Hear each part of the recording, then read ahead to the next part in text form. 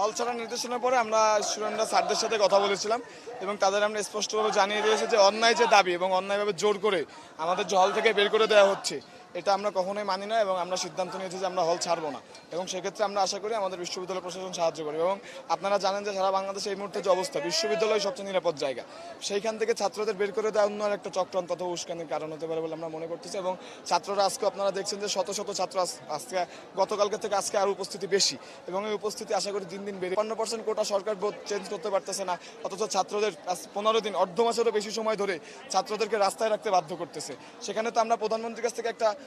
একটা বক্তব্য আশাই করতে পারি। আগেরবার 18 সালে যেমন একটা বক্তব্য দিয়েছিল, একটা বক্তব্য দিতে গিয়ে প্রধানমন্ত্রীর এতই সমস্যা হচ্ছে, আমরা প্রধানমন্ত্রীর কাছে এই কোশ্চেন রাখতে চাই এবং আমাদের যে আন্দোলন চলতেছে এটা ইনশাল্লাহ চলবে। শিক্ষার্থীদের দাবি হচ্ছে,